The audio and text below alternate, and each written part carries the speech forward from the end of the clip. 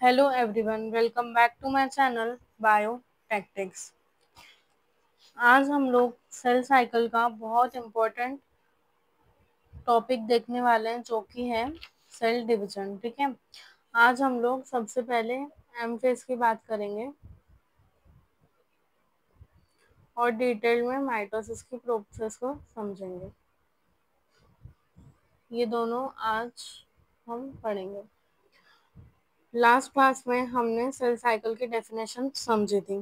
ठीक है, हमने देखा था कि cell cycle is a sequence of events in which cell duplicates its genome and synthesize other constituent that are required for cell division। हमने ये भी समझा था कि सेल साइकिल कोऑर्डिनेटेड वे में होती है ताकि करेक्ट सेल डिवीजन हो पाए। ठीक है, उसके बाद हम लोगों ने इंटरफेस पढ़ा था। इंटरफेस को हम रेस्टिंग फेज भी बोलते हैं।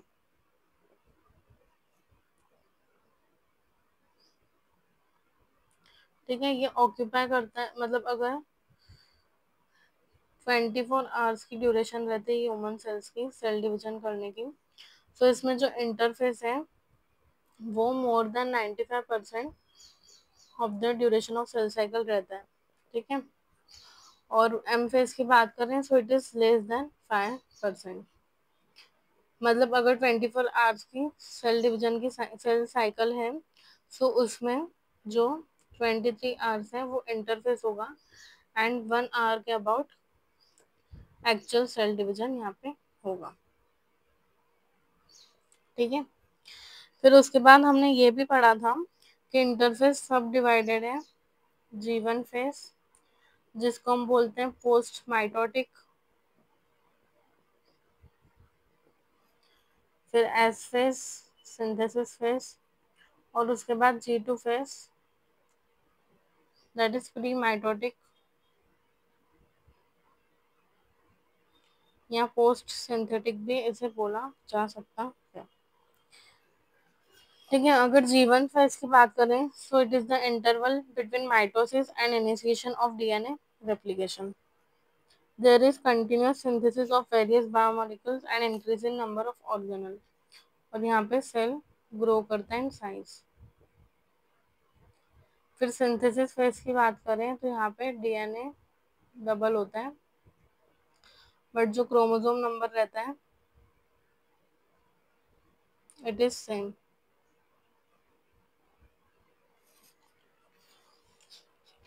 मतलब अगर 2C कंटेंट है तो सिंथेसिस फेज के बाद वो 4C हो जाएगा, और 2N नंबर है सो वो 2N ही रहेगा।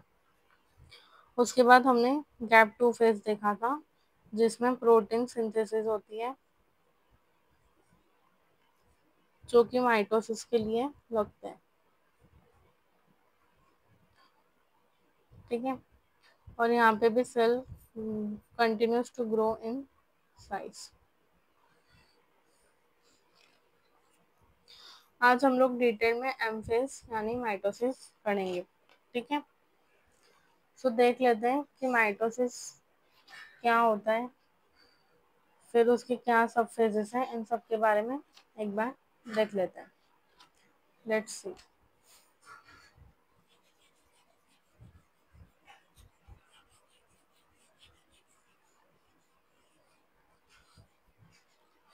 देखो, माइटोसिस और एम फेज की बात की जाए अगर, so it is the most dramatic period of cell cycle. ठीक है, हमने देखा इसकी ड्यूरेशन होती है लेस देन 5%। अब माइटोसिस को इक्वेशनल डिवीजन भी बोला जाता है। क्यों? क्योंकि there is no change in number of chromosomes daughter cell के। मतलब अगर 2N पेरेंट सेल में, तो डिवीजन के बाद जो डॉटर सेल है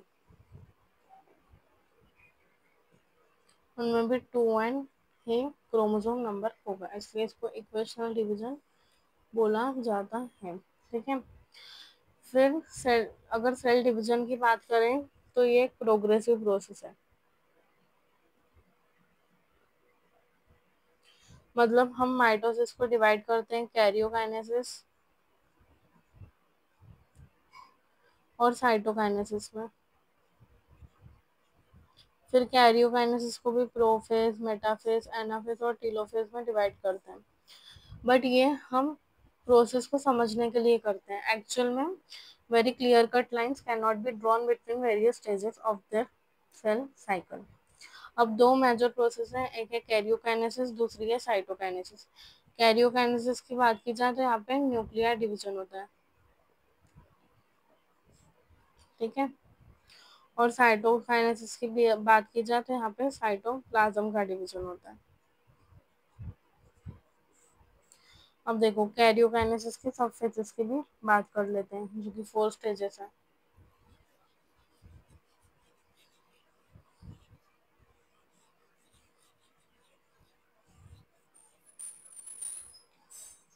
देखो सबसे पहले बात करें तो सबसे पहले जो फेज है, सबसे पहला जो फेज है वो है प्रोफेज, ठीक है। प्रोफेज में जो एस और G2 फेज में होता है ना इंटरफेज के, वही प्रोसेस होती है, ठीक है। फिर उसके बाद यहाँ पे क्रोमेटिन कंडेंसेशन चालू होती है। So prophase is marked by the beginning of chromatin condensation. जो जेनेटिक मटेरियल रहता है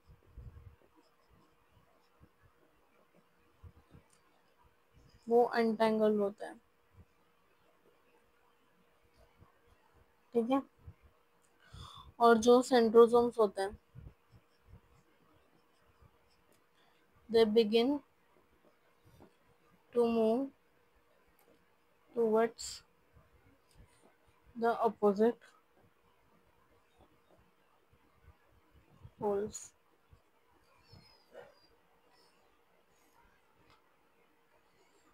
ठीक है। देखो अगर हम अर्ली प्रोफेज की बात करें तो वो कुछ ऐसा दिखता है, मतलब ऐसे लूजली बाउंड हमको क्रोमोसोम्स दिखते हैं, ये अर्ली वाला है। बट अगर हम लेट प्रोफेज की बात करें तो वहां पे हमको प्रॉपरली क्रोमोसोम्स दिखते हैं,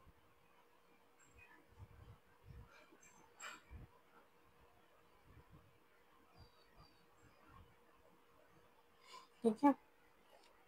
हमें दिखता है कि क्रोमोसोम अच्छे खासे कॉम्पैक्ट माइटोटिक क्रोमोसोम्स बन गए। They are made up of 2 sister chromatids that are attached with centromere, ठीक है, जिसको प्राइमरी कॉन्स्ट्रिक्शन भी बोला जाता है। और अगर हम प्रोफेज की एंड की बात करें, at the end of prophase हमको गोल्जी, ईआर, न्यूक्लियोलस, फिर न्यूक्लियर एनवलप, ये सब देखने को नहीं मिलता है, ठीक है, ये डिसअपियर हो जाता है। सो ये सब था प्रोफेज के बारे में, समझ गया। अब हम देखते हैं second phase that is metaphase.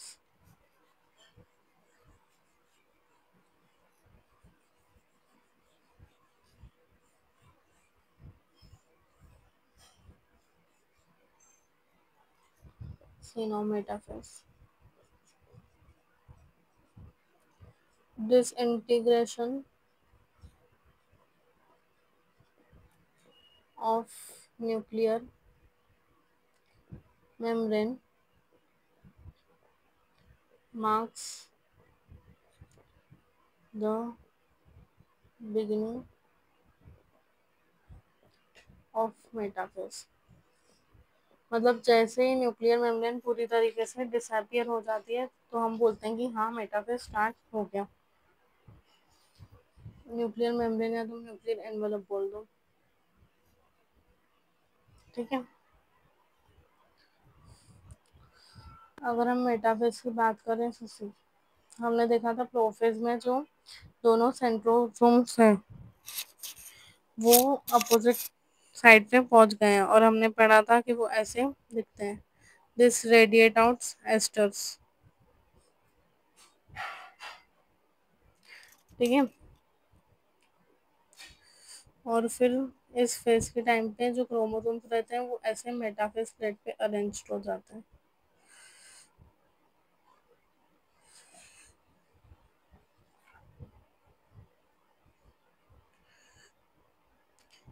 एक साइड से एक पोल की तरफ अटेंच होता है और दूसरा दूसरा साइड की तरफ।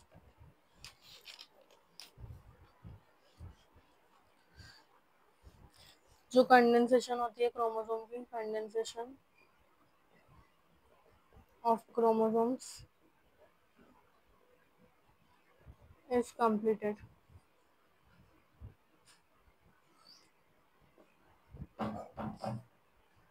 वो क्लियरली दिख सकते हैं under the microscope. It is known as best age to study morphology of chromosome.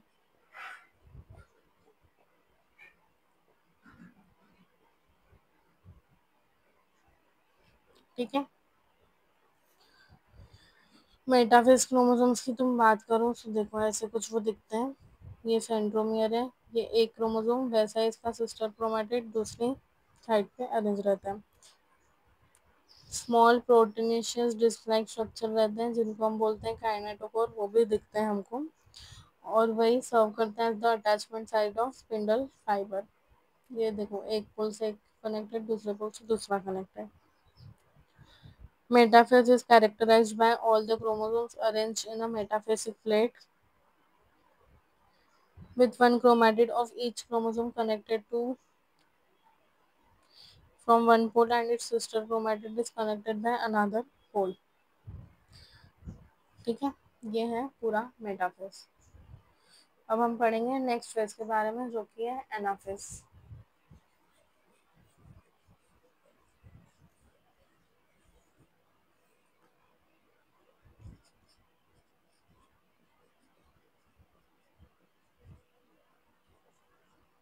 अगर तुम एनाफेज की बात करो तो एनाफेज के टाइम पे जो सेंट्रोमियर्स रहते हैं ना वो स्प्लिट हो जाते हैं। देखो, at the beginning of anaphase the chromosomes are arranged at metaphasic plate. Metaphase की प्लेट पे वो अरेंज होते हैं and the centromere splits simultaneously. तो जो डॉटर क्रोमैटिड्स रहते हैं,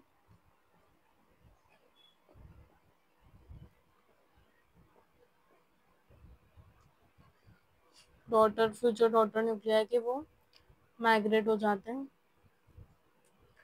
टूवर्ड्स द पोल्स।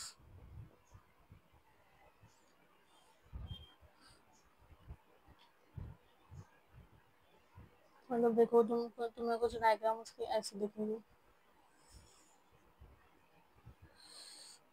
अगर ये बात करेंगे वो सेंट्रोसोम रेडिएट कर रहा है एस्टर्स।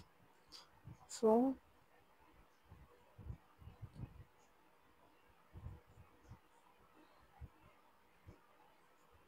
दूसरी तरफ से कुछ ऐसा।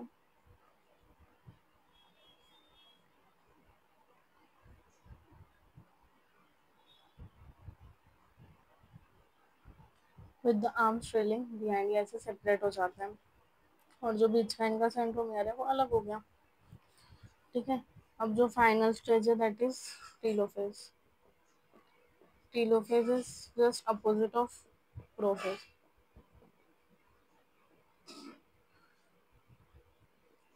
मतलब यहाँ पे क्रोमोसोम का डिकंडेंसेशन होगा। जो स्पिंडल apparatus है ये डिसअपियर हो जाएगा और क्रोमोसोम्स वैसे ही अब अनटेंगल्ड मटेरियल की तरह दिखेंगे, ऐसे हो जाएंगे वो। और जो न्यूक्लियोलस, ईआर, गोल्जी एम, ये सब रिफॉर्म हो जाएंगे। So it was all about karyokinesis. Prophase metaphase, anaphase and telophase. तुमको डायग्राम से इतना क्लियर नहीं होगा, बट जब मैं तुमको इसके एनसीईआरटी रीड कराऊंगी ना, तब मैं तुमको इसके एनिमेटेड वीडियोस दिखाऊंगी, तो तुमको बहुत अच्छे से ये चीज़ें समझ में आ जाएंगी। ठीक है, अब देखो साइटोकाइनेसिस, ये हमने पढ़ ली karyokinesis that is nuclear division. अब हम पढ़ेंगे साइटोकाइनेसिस। साइटोकाइनेसिस में साइटोप्लाज्म डिवाइड हो जाता है और दो सेल्स ऐसे सेपरेट हो जाते हैं, उनके बीच में साइटोप्लाज्म डिवाइड हो गया। Two daughter cells are formed after cytokinesis. Plant cell और एनिमल सेल्स में अलग अलग होती है। अगर हम बात करें तो एनिमल सेल में it happens bye formation of furrow, that is centripetal, बाहर से अंदर की तरफ आती है ऐसे, पेरीफेरी से मिड। प्लांट सेल में it is centrifugal, that is centre से बाहर की तरफ, मिड से पेरीफेरी। इतना डिटेल में हमको एनसीईआरटी में दिया नहीं हुआ है, बस ये बताया कि cytokinesis is division of cytoplasm. Plant cell में इट हैपेंस सेंट्रीफ्यूगली, मिडल से पेरिफेरी, और एनिमल सेल में होता है फरो, सेंट्रीपिटल, पेरिफेरी से मिडल। ठीक है,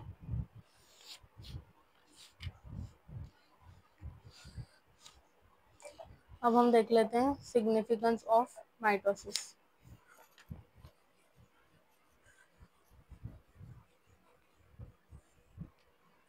देखो, अगर माइटोसिस की सिग्निफिकेंस की बात करें, मतलब माइटोसिस क्यों जरूरी है, तो सबसे पहले तो जब सेल डिवीजन होता है,